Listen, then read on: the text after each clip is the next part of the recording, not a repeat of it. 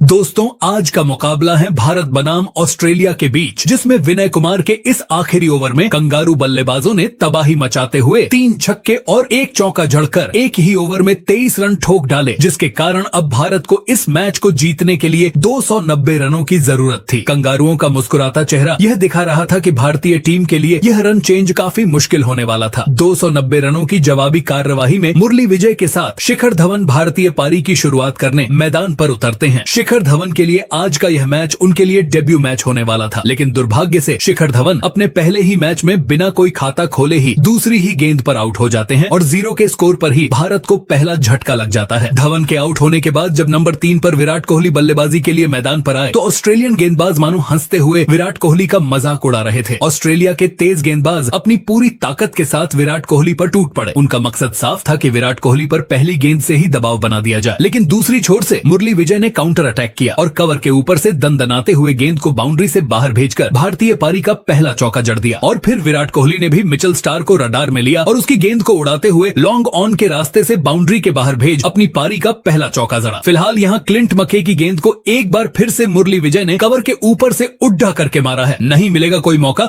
और मुरली विजय के खाते में आएगा एक और चौका, लेकिन फिर 9वें ओवर की दूसरी बॉल पर क्लिंट मक्के ने मुरली विजय को विकेट के पीछे कैच करवाकर मात्र 35 रन के स्कोर पर ही भारतीय टीम को दूसरा झटका भी दे दिया। अब नंबर 4 पर भारतीय पारी की कमान संभालने मैदान पर बल्लेबाजी के लिए आते हैं युवराज सिंह और आते ही हल्ला बोल दिया और मिड विकेट के ऊपर से एक शानदार चौका लगा दिया। हालांकि भारतीय टीम का रन रेट अभी भी कछुए की चाल चल रहा था, क्योंकि 10 ओवर के समाप्त होने के बाद भारत ने 2 विकेट खोकर मात्र 40 रन ही बनाए थे। लेकिन फिर पारी के 14वें ओवर में विराट कोहली ने एक्सेलेटर को दबाया और जॉन होस्टिंग की बेहतरीन खातिरदारी करते हुए उसके एक ही ओवर में लगातार 2 चौके जड़ डाले। फिलहाल यहाँ पैरों पर पटकी गई इस गेंद को युवराज सिंह ने खूबसूरती के साथ स्विप कर दिया है। युवराज सिंह के खाते में जुड़ जाएगा एक और चौका। स्टीव स्मिथ की बाहर जाती इस गेंद पर इस बार विराट ने रूम बना के एक बार फिर से ढूंढ लिया है गैप। पीछे फील्डर तो जरूर था पर दूर रह जाएगा और मिलेगा एक और चौका। फिलहाल एक और खूबसूरत शॉट खेलकर विराट रन लेने के लिए निकल पड़े हैं और इस आसान सिंगल के साथ विराट कोहली पूरा करेंगे अपना अर्धशतक। मात्र 35 के स्कोर पर दूसरा विकेट खोने के बाद यहाँ युवराज और कोहली के बीच एक अच्छा पार्टनरशिप बनता हुआ 26वें ओवर की तीसरी बॉल को युवराज सिंह मारना तो कहीं और चाहते थे, पर अंदरूनी किनारा लेते हुए गेंद निकल गई है एक और चौके के लिए। और फिर 27वें ओवर की पहली गेंद पर कोहली का एक और विराट शॉट मिड ऑन के रास्ते दनदनाते हुए गेंद को कर दिया है सीमा रेखा के पार एक और चौके के लिए। 49 के स्कोर पर युवराज ने हल्के हाथों से खेला है ये शॉट। 1 रन मिल जाएगा और इस सिंगल के साथ युवराज सिंह ने भी अपना अर्धशतक पूरा कर लिया है। रोहित शर्मा, जिन्हें आज के मैच में भले ही मौका नहीं मिला है, लेकिन वह ड्रेसिंग रूम में पूरे जोश के साथ भारतीय बल्लेबाजों का हौसला बढ़ा रहे हैं। दूसरी छोर पर विराट कोहली तो अब बारूद का वो गोला बन चुके थे जो गेंद को कचूमर बनाते हुए लगातार चौकों की बारिश करने लगे थे। अपने तेज गेंदबाजों पर घमंड दिखाने वाले कंगारू गेंदबाजों को अब विराट ने दौड़ा दौड़ा कर पीटना शुरू कर दिया था। अब तो मैदान का ऐसा कोई एरिया नहीं बच गया था जिस रास्ते से होकर विराट ने चौका न लगाया हो। हालांकि 31वें ओवर की तीसरी बॉल पर जब विराट यह शॉट लगाकर रन के लिए भाग रहे थे तो उनको देखकर ऐसा लग रहा था कि उन्हें रन भागने में कुछ ज्यादा ही परेशानी हो रही थी। इसीलिए अब विराट कोहली का रनर बनकर शिखर धवन मैदान पर पहुंचते हैं। अब भारत को बाकी के बचे 114 बॉल पर जीत के लिए 124 रनों की जरूरत थी, लेकिन इसी बीच कुछ ऐसा होता है कि युवराज सिंह जो अच्छी बल्लेबाजी कर रहे थे वो 58 रनों की पारी खेलकर आउट हो जाते हैं और 172 के स्कोर पर युवराज के रूप में भारतीय टीम को तीसरा बड़ा झटका लग जाता है। हालांकि भारत के लिए अच्छी बात यह थी कि विराट कोहली घायल होने के बावजूद भी कमाल की बल्लेबाजी कर रहे थे और दूसरी छोर पर अब उनका साथ देने सुरेश रैना भी मैदान पर आ चुके थे। सुरेश रैना ने आते ही पहली ही गेंद पर जोरदार प्रहार किया और 4 रनों के साथ अपना खाता खोला। अब गेंद बची थी 87, लेकिन अभी भी 106 रन चाहिए थे। 38वें ओवर की दूसरी बॉल पर इस बार रैना ने जोर से मारने की कोशिश नहीं करी, सिर्फ गैप ढूंढा और एक और चौका भारतीय टीम के खाते में जोड़ दिया। यहाँ सुरेश रैना जानते थे कि हमारा रिक्वायर्ड रन रेट इतना हाई है कि एक चौके से काम नहीं चलेगा, हमें तो हर ओवर में कम से कम 2 चौके चाहिए। इसी सोच के साथ सुरेश रैना ने कंगारू गेंदबाजों पर धावा बोला और पारी के 41वें ओवर में 2 बड़े ही शानदार चौके जड़ दिए। फिलहाल यहाँ विराट कोहली ने